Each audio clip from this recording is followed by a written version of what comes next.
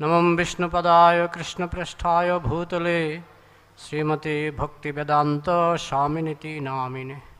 नमस्ते सारस्वती देवे गौरवाणी प्रचारिणे निर्विशेष शून्यवादी पश्चात्तो देशधारिणे। नमो विष्णुपदाय कृष्णपृष्ठाय भूतले श्रीमते भक्ति सिद्धांत सरस्वती नामिने। श्रीवार्षभानवी देवी द्वैताय कृपाब्धये कृष्ण संबंध विज्ञान दायिने प्रभवे नमः। माधुर्योज्ज्वल प्रेमाढ्य श्रीरूपानुग भक्तिद श्री गौरकरुणा शक्ति विग्रहाय नमस्ते नमस्तोस्ते। नमस्ते गौरवाणी श्रीमूर्तये दिनतारिणे रूपानुग विरुद्ध उपसिद्धांत हारिणे। तो आज হচ্ছে শ্রী শ্রীমদ ভক্তি সিদ্ধান্ত সরস্বতী গোস্বামী মহারাজ শিল প্রভুপাদের তিরুভাব তিথি।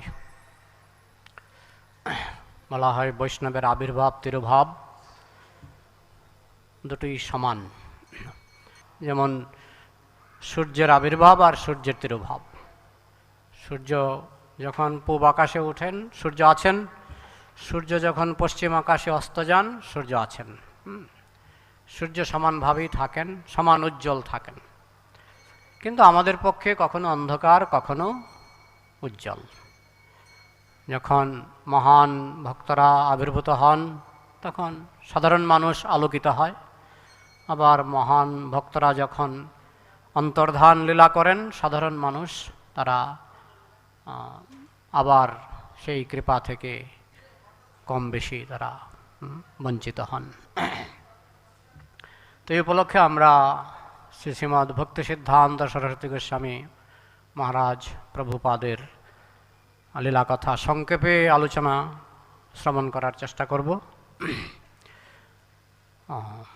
শ্রীমদ ভক্তি বিকাশ স্বামী মহারাজ তিনি 3 খণ্ড সমন্বিত প্রায় মহাভারতের সাইজে গ্রন্থ লিখেছেন শ্রীমদ ভক্তি সিদ্ধান্ত সরস্বতী ঠাকুরের জীবনীর উপর। সেটা আমাদের বুক স্টলে পাওয়া যায়। তো এখানে 45 মিনিট বা 40 মিনিটের মধ্যে আর কি বলা যাবে, সামান্য সংক্ষেপে যতটুকু সম্ভব আমরা আলোচনা করার চেষ্টা করব। তো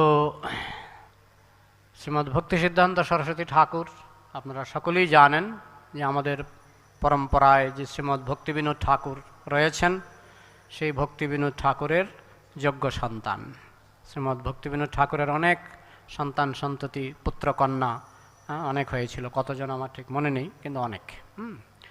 তার মধ্যে তার মন মতো শ্রীমদ ভক্তি বিনোদ ঠাকুরের মন মতো সন্তান তখন পর্যন্ত তিনি লাভ করেননি। তখন তিনি থাকতেন জগন্নাথপুরীতে, উড়িষ্যার। তখন তিনি শ্রী শ্রী জগন্নাথ দেবের কাছে প্রার্থনা করতেন যে আমাকে এমন একজন শুদ্ধ ভক্ত শুদ্ধ বৈষ্ণব সন্তান প্রদান করুন যে সমস্ত বিশ্বে হরিকথা এবং মহাপ্রভুর বাণীকে পুনরুদ্ধার করতে পারবে, প্রচার করতে পারবে। তারপর জগন্নাথ মন্দিরের পাশেই রয়েছে বিমলা দেবীর মন্দির। আপনারা যারা জগন্নাথ মন্দিরে গিয়েছেন নিশ্চয়ই দর্শন করেছেন। সেই বিমলা দেবীর কাছে প্রার্থনা করতেন যে আমাকে একজন সুসন্তান দান করো। তো এই প্রার্থনার ফলে জগন্নাথপুরীতেই 1874 সালের 6 ফেব্রুয়ারি শুক্রবার মাঘ মাসের কৃষ্ণা পঞ্চমী তিথিতে এই জগতে আবির্ভূত হলেন ভগবানের নিত্য পার্ষদ শ্রী শ্রীমদ ভক্তি সিদ্ধান্ত সরস্বতী গোস্বামী মহারাজ শিল প্রভুপাদ। তো যখন অন্নপ্রাশন হলো, অন্নপ্রাশনের সময় বিমলা দেবীর প্রসাদ, বিমলা দেবীর প্রসাদ মানে জগন্নাথেরই প্রসাদ, জগন্নাথের ভোগ লাগার পর সেটা বিমলা দেবীকে সেই ভোগটা আবার লাগানো হয়। তো সেই প্রসাদ দিয়ে অন্নপ্রাশন করেছিলেন এবং তখন শ্রীমদ ভক্তি বিনোদ ঠাকুর তার নাম রাখলেন বিমলা প্রসাদ। বিমলা দেবীর প্রসাদ দিয়ে অন্নপ্রাশন হয়েছিল বলে। তার 6 মাস পর অর্থাৎ জন্মের আবির্ভাবের 6 মাস পর পুরীতে রথযাত্রা শুরু হলো। তো রথযাত্রা অনেক সময় কি হয়, ওই রথ চলতে চলতে কোথাও গিয়ে থেমে যায়। তো শ্রীমদ্ ভক্তিবিনোদ ঠাকুর তিনি থাকতেন যে জায়গাটায় কি বড়দাগ না, বড়দারের কাছাকাছি একটা জায়গায় তিনি থাকতেন, তার কোয়ার্টার। তিনি ছিলেন ডেপুটি ম্যাজিস্ট্রেট। আমি ছাত্র জীবনে পড়েছিলাম, আমি যখন ক্লাস 8-এ পড়তাম, যে ভারতবর্ষের প্রথম দুজন ম্যাজিস্ট্রেটের নাম বলো। তো একজনের নাম ছিল বঙ্কিমচন্দ্র চট্টোপাধ্যায়, আরেকজনের নাম ছিল কেদারনাথ দত্ত। সেটা আমাদের মুখস্থ করতে হয়েছিল। তো এখন ইসকনে জয়েন করার পর বুঝতে পারলাম সেই কেদারনাথ দত্ত হচ্ছেন শ্রীমৎ শিল সচ্চিদানন্দ ভক্তিবিনোদ ঠাকুর। তো আবির্ভাবের 6 মাস পর রথযাত্রা হলো। সেই রথযাত্রার সময় রথ এসে বড়দ্বারের কাছে দাঁড়িয়ে পড়ল। এখানে লেখা আছে 3 দিন দাঁড়িয়েছিল রথ। ও, একটা অপেক্ষার একটা সীমা আছে, তাই না? হ্যাঁ, ইম্পর্ট্যান্ট হলে আচ্ছা কিছুক্ষণ দাঁড়ালাম, ভেরি ভেরি ইম্পর্ট্যান্ট হলে একটু বেশি দাঁড়াতে হবে, তাই না? তো জগন্নাথ কত বড় গুরুত্ব দিলেন যে তাকে 3 দিন সেখানে তিনি অপেক্ষা করলেন। 3 দিন পরে ছিল শ্রীমদ্ ভক্তি সিদ্ধান্ত সরস্বতী ঠাকুরের মা ভগবতী দেবী, তাকে নিয়ে আসলেন। তো যেহেতু তিনি ম্যাজিস্ট্রেট ছিলেন ভক্তিবিনোদ ঠাকুর, তাই তিনি ছিলেন তখনকার স্বাভাবিক ম্যানেজার জগন্নাথ মন্দিরের। ওটা নিয়ম ছিল তখন ব্রিটিশ আমলে, যিনি ম্যাজিস্ট্রেট থাকবেন তিনি হবেন জগন্নাথের মন্দিরের ম্যানেজার। তো ম্যানেজার হিসেবে তার একটা সম্মান ছিল। তো যখন দেখলেন যে তার পত্নী এসছেন নবজাত সন্তানকে সঙ্গে নিয়ে, তখন পাণ্ডারা বললেন আপনি উপরে উঠে আসুন। তখন সন্তানকে নিয়ে উপরে উঠলেন আর তাকে জগন্নাথের চরণতলে রাখলেন। তো উনি জগন্নাথকে আঁকড়ে ধরার চেষ্টা করলেন, আর জগন্নাথের গলা থেকে একটা মালা শ্রীমদ্ ভক্তি সিদ্ধান্ত সরস্বতী তখন বিমলা প্রসাদের গলায় পড়ল। তার দ্বারা পাণ্ডারা বুঝতে পারলেন, পাণ্ডারা তখন সঙ্গে সঙ্গে বললেন যে কালে এই ছেলেটি এক মহাপুরুষ হবে এবং জগন্নাথের বাণী ভগবানের কথা জগতে প্রচার করবে। তো বিমলা প্রসাদের মা ভগবতী দেবী শুনে খুব খুশি হলেন। তারপর দেখতে দেখতে 10 মাস কেটে গেল। 10 মাস পরে পালকিতে করে চলে আসলেন রানাঘাট। কিছুদিন আগে আমি শুনেছিলাম যে রানাঘাটের ওই যেখানে ভক্তিবিনোদ ঠাকুর থাকতেন সেই জায়গাটা ইসকন ইসকনকে দান করার একটা পরিকল্পনা চলছে, জানি না কি হয়েছে। তো রানাঘাটে এসে তিনি সেখানে বসবাস করতে শুরু করলেন তার পিতার সঙ্গে। এবং 1881 সালে কলকাতার রামবাগানে ভক্তি ভবনের ভিত্তি স্থাপন করা হয়। তো সেই সময় রামবাগানের মাটি যখন তুলছিলেন সেই সময় একটা কুর্ম বিগ্রহ পাওয়া গেছিল। তো সেই কুর্ম বিগ্রহ ভক্তিবিনোদ ঠাকুর তার সন্তানকে দিলেন এবং তাকে কুর্ম মন্ত্র দান করে তাকে কুর্ম বিগ্রহের পূজা করার অনুমতি দিলেন। তো সেই থেকে শ্রীমদ্ ভক্তি সিদ্ধান্ত সরস্বতী ঠাকুর বিমলা প্রসাদ তিনি কুর্ম বিগ্রহের আরাধনা শুরু করলেন।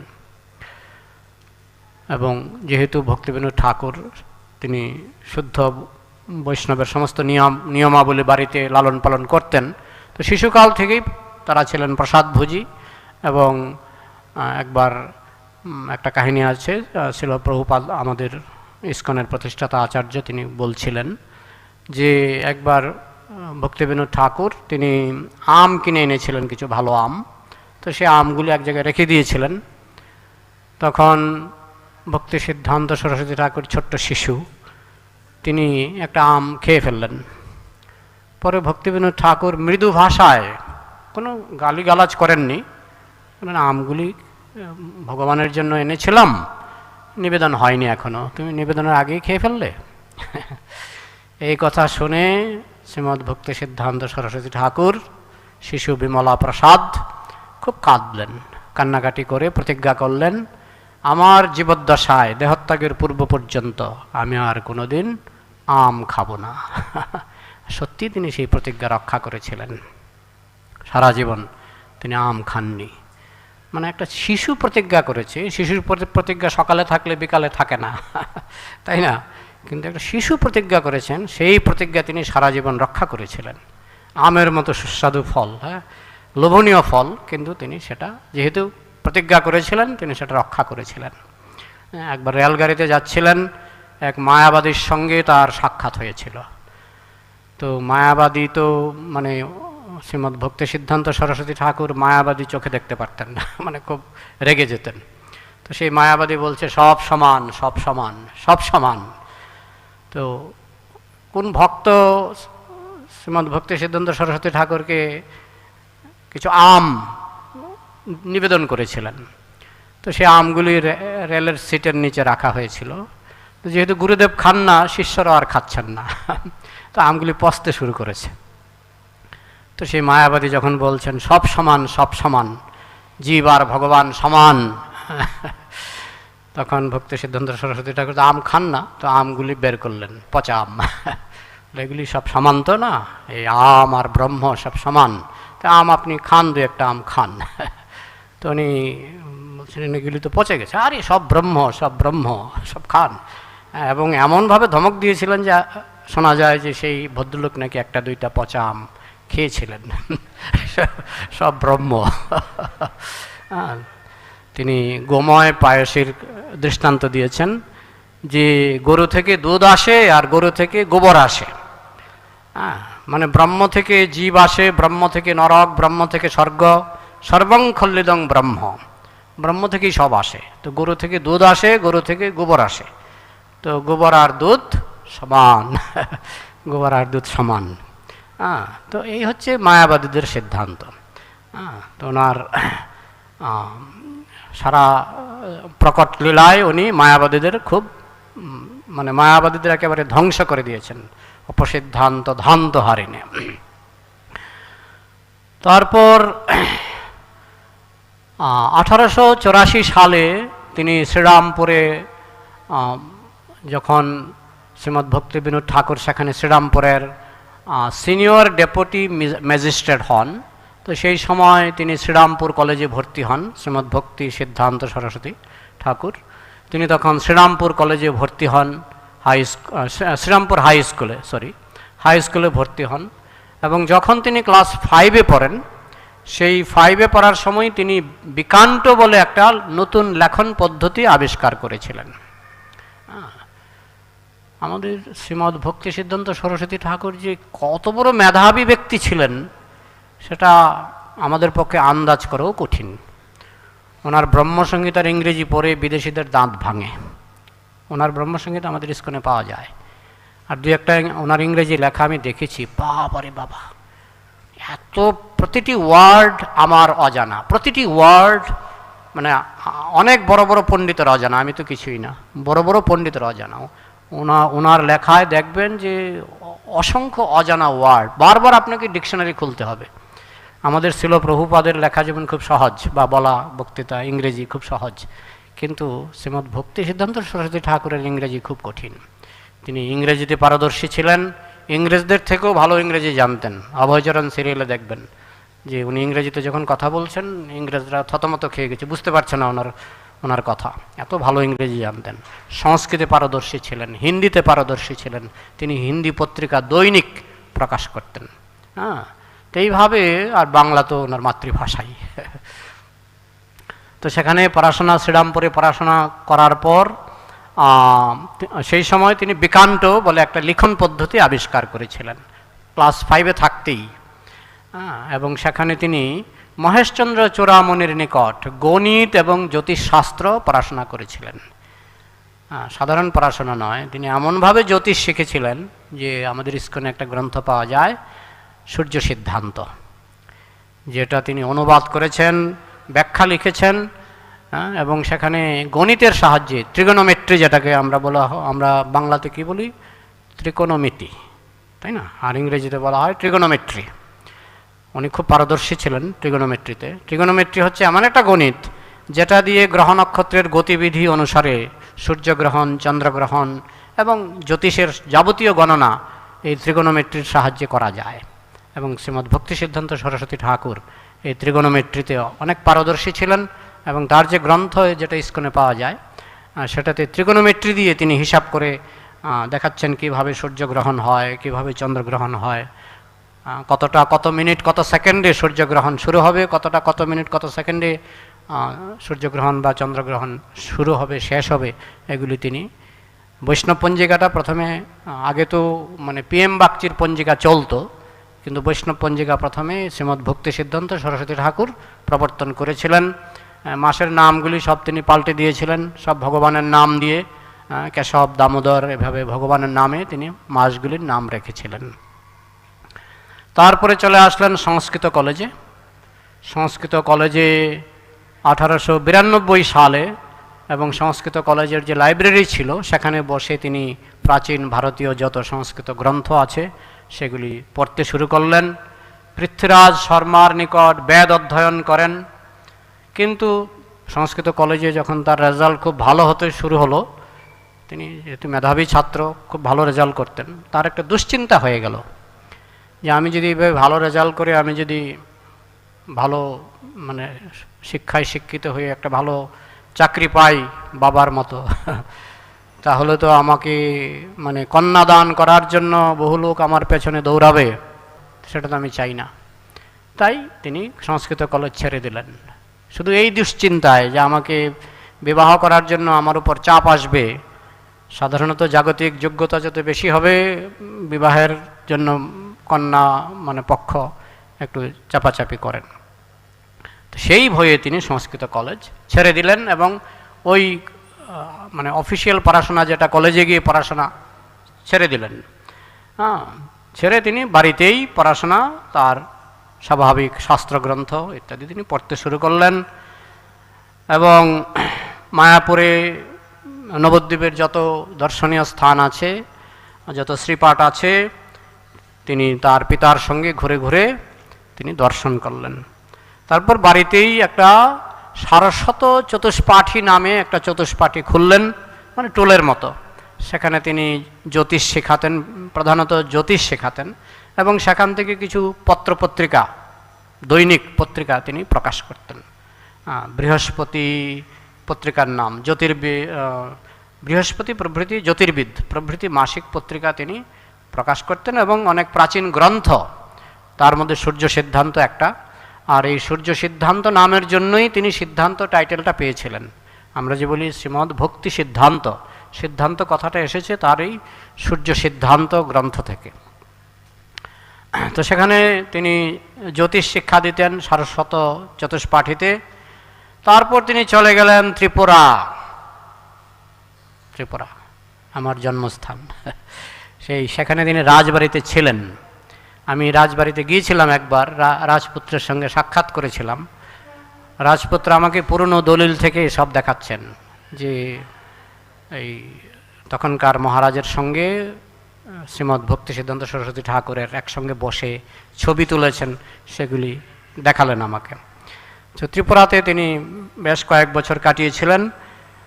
ত্রিপুরাতে যে রাজরত্নাকর বলে একটা গ্রন্থ প্রকাশিত হয়েছে, ত্রিপুরা রাজাদের ইতিহাস, সেটা তিনি নিজে এডিটিং করেছিলেন শ্রীমদ্ ভক্তি সিদ্ধান্ত সরস্বতী ঠাকুর। তারপরে কিছুদিন তিনি রাজকার্যের বিভিন্ন দায়িত্ব নিয়েছিলেন এবং তখন যুবরাজ ব্রজেন্দ্র কিশোরের সংস্কৃত এবং বাংলা শিক্ষার ভার নিয়েছিলেন। তো যুবরাজ ব্রজেন্দ্র কিশোর তিনি শ্রীমদ্ ভক্তি সিদ্ধান্ত সরস্বতী ঠাকুরের কাছ থেকে বাংলা এবং সংস্কৃত শিখেছিলেন। তারপর রাজকার্য করতে করতে দেখলেন যে রাজকার্য মানেই ঈর্ষা, বিদ্বেষ, পলিটিক্স। তো তিনি শেষ পর্যন্ত বিরক্ত হয়ে তিনি রাজকার্য ছেড়ে দিলেন। তখন রাজা ছিলেন, যখন তিনি রাজকার্য ছেড়ে দেন তখন রাজা ছিলেন রাধাকিশোর মাণিক্য বাহাদুর।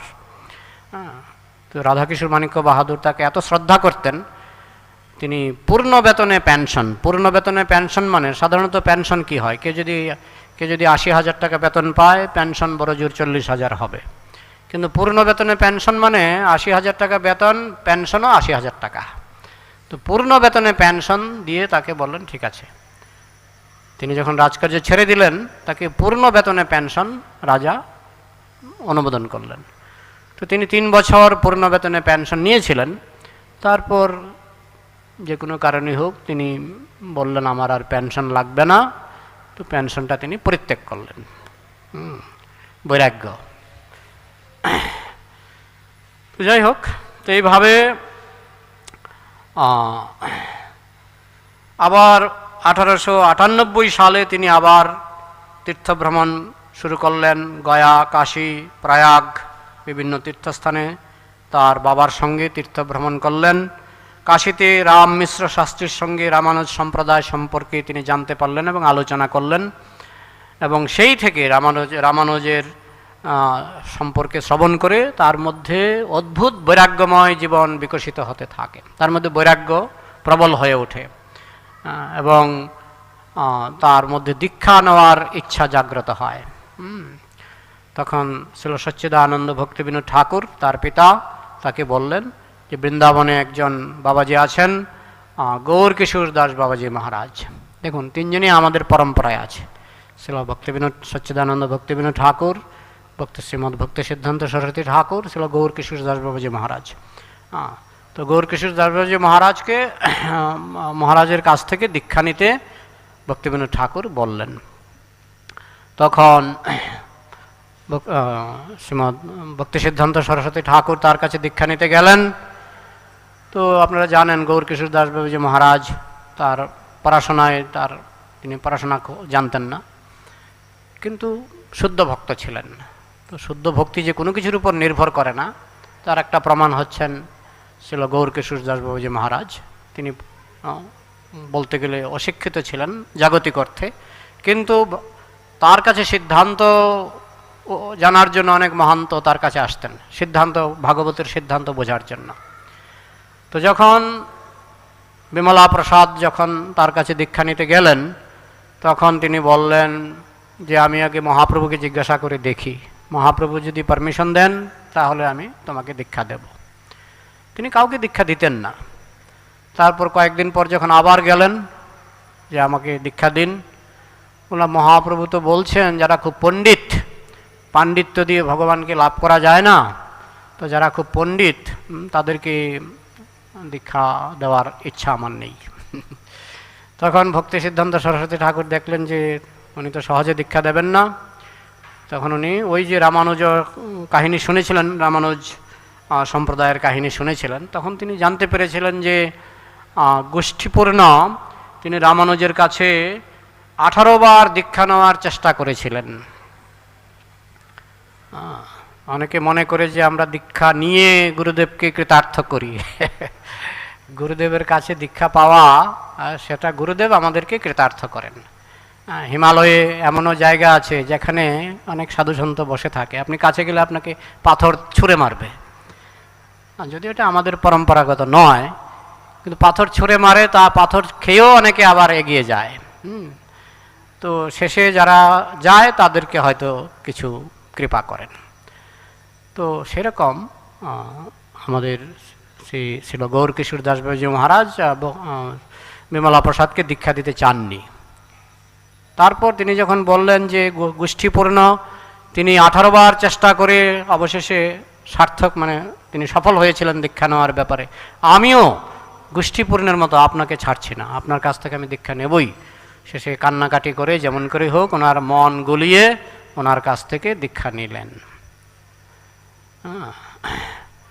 তো কথা প্রসঙ্গে পরে আবার হয়তো ভুলে যাব, সেই জন্য বলে রাখছি।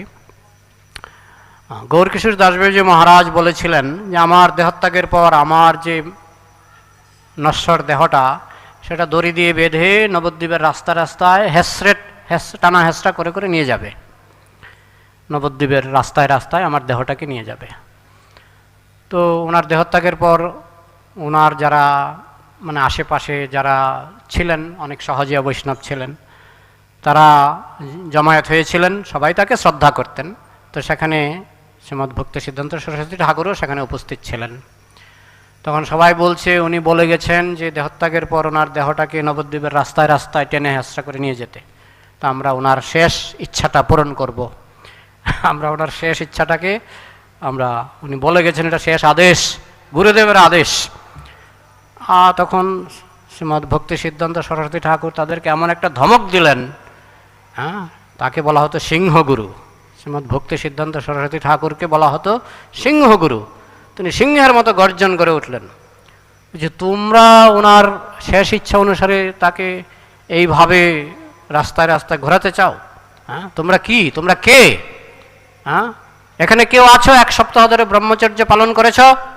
তো সব চুপ হয়ে গেছে।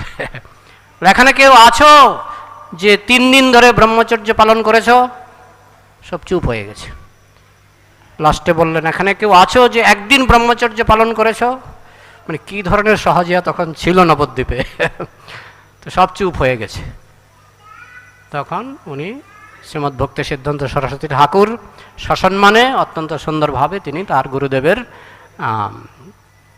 যে ক্রিয়াকর্ম সেগুলি করেছিলেন। তো এইভাবে তার দীক্ষা হয়ে গেল। তারপর আবার 1900 সালে তিনি তার পিতার সঙ্গে বালেশ্বর, রেমনা, ভুবনেশ্বর, পুরী ইত্যাদি স্থানে আবার তীর্থ ভ্রমণ করলেন এবং বিভিন্ন স্থানে তিনি চৈতন্য কথা, চৈতন্য চরিতামৃত আলোচনা করলেন শ্রীমদ্ ভক্তি সিদ্ধান্ত সরস্বতী ঠাকুর। 1916 সালে শ্রীল সচ্চিদানন্দ ভক্তিবিনোদ ঠাকুর তিনি তিরোধান লীলা করেন। তো তিরোধানের সময় তার পুত্রকে বলে গেছিলেন যে তুমি সরগোস্বামীদের গ্রন্থ এবং গৌরসুন্দরের শিক্ষা জগতে বিশেষভাবে সর্বত্র প্রচার করো। তার কিছুদিন পর তার মাতৃবিয়োগ ঘটে। তার মাও তাকে বলে গেছিলেন তুমি অবশ্যই আমার গৌরসুন্দরের কথা এবং তার ধাম শ্রী মায়াপুর সর্বত্রই প্রচার করবে। এই পিতৃ আদেশ এবং মাতৃ আদেশ তিনি লাভ করেছিলেন। তারপর তিনি 100 কোটি নাম যজ্ঞ করেছিলেন, 100 কোটি হরিনাম করেছিলেন। তাই সেই মাঝে মাঝে সেই ছবিটা আমরা দেখি। তখন তার লম্বা দাড়ি ছিল এবং শুকিয়ে একেবারে কাঠ হয়ে গেছিলেন। 100 কোটি হরিনাম এক বৈঠায়, মানে সামান্য শরীর রক্ষার জন্য সামান্য আহার গ্রহণ করতেন, প্রসাদ গ্রহণ করতেন, কিন্তু একেবারে প্রায় অনাহারে তিনি সেই 100 কোটি নাম যজ্ঞ করেছিলেন, এক বৈঠায় করেছিলেন। শারীরিক কার্য মিনিমাম যেটা না করলেই নয় সেটা ছাড়া তিনি একটানা এই 100 কোটি নাম করেছিলেন। কারণ তিনি যে গৌড়ীয় মঠ স্থাপন করবেন এবং মহাপ্রভুর বাণী প্রচার করবেন তার আগে তিনি একেবারে মানে ভালো করে রিচার্জ করে নিয়েছেন যে যাতে মহাপ্রভুর বাণী জগতে সুন্দরভাবে প্রচারিত হয়। তার কিছুদিন পর মেদিনীপুরের বালিঘাই নামক স্থানে সেখানে বৈষ্ণব এবং ব্রাহ্মণ সম্পর্কে একটা আলোচনা সভা সংঘটিত হয়। তো তখনকার সময়ে ব্রাহ্মণদের মধ্যে কি একটা দল ছিল যারা খুব অহংকারী ছিলেন এবং বলতেন যে ব্রাহ্মণই সর্বশ্রেষ্ঠ। কারণ বৈষ্ণব ধর্মে তো জাতপাতের বিচার নেই। শূদ্র বৈষ্ণব এমনকি মুসলমান থেকেও বৈষ্ণব হতে পারে, আমাদের ইস্কনে আছে অনেক। তো এই জন্য ওই তারা যারা মানে নিজেদের জাতি গর্বে খুব অহংকারী ছিলেন তারা একটা অনুষ্ঠান করলেন, ব্রাহ্মণ ও বৈষ্ণব কে বড়। তো সেই অনুষ্ঠানে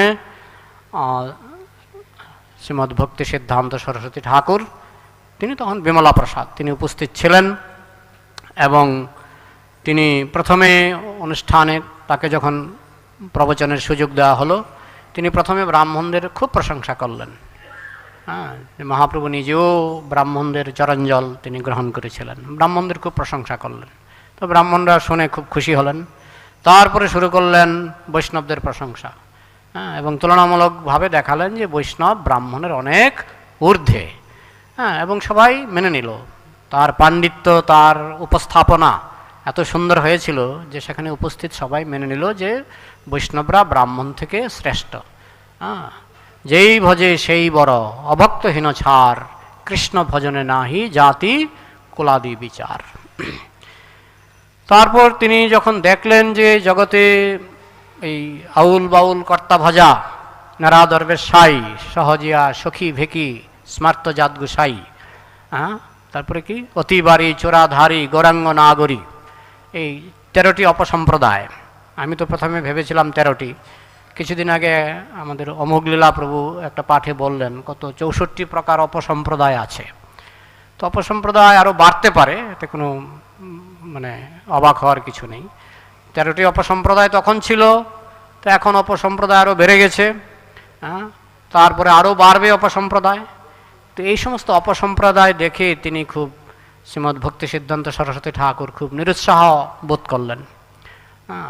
তখন মহাপ্রভু এবং পঞ্চতত্ত্ব তাকে দিব্য দর্শন দিয়ে তাকে উৎসাহ দান করলেন, তুমি ভয় পেও না, তোমার প্রচার কার্য তুমি চালিয়ে যাও।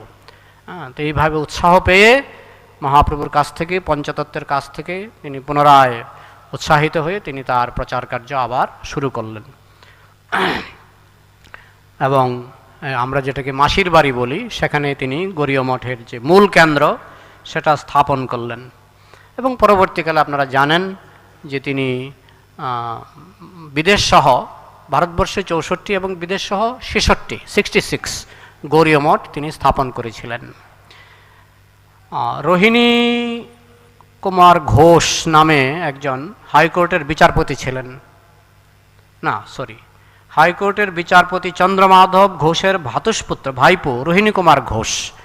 তিনি সংসার ত্যাগ করে তিনি নবদ্বীপে এসেছিলেন, এসে এক বাউলের আশ্রয় গ্রহণ করেছিলেন। তো বাউলের সঙ্গে একটা স্ত্রী লোক থাকতো, তো তিনি তাদের চালচলন দেখে তার পছন্দ হয়নি। তাই একদিন তিনি ওই মাসির বাড়িতে এসে শ্রীমদ্ ভক্তি সিদ্ধান্ত সরস্বতী ঠাকুরের পাঠ শুনলেন। পাঠ শুনে তার খুব ভালো লাগলো। পরে আবার যখন নবদ্বীপে ফিরে গেলেন, সেখানে বাউলের ঘরে যখন ঘুমালেন রাত্রিবেলায় তিনি দেখছেন যে বাউলটা একটা বাঘের রূপে আর বাউলের স্ত্রী একটা বাঘিনীর রূপে তাকে আক্রমণ করেছে। এবং তখন স্বপ্নেই দেখছেন যে ভক্তি সিদ্ধান্ত সরস্বতী ঠাকুর তাকে অভয় দিচ্ছেন, ভয় পেও না, তুমি আমার কাছে চলে আসো। পরের দিন তিনি ওই বাউলের আখড়া ছেড়ে তিনি যোগপীঠে এসে, মানে মাসির বাড়িতে এসে শ্রীমদ্ ভক্তি সিদ্ধান্ত সরস্বতী ঠাকুরকে সব কাহিনী খুলে বললেন, কি স্বপ্নের সমস্ত কথা খুলে বললেন। এবং ভক্তি সিদ্ধান্ত সরস্বতী ঠাকুর তাকে দীক্ষা দিয়ে তাকে গ্রহণ করলেন।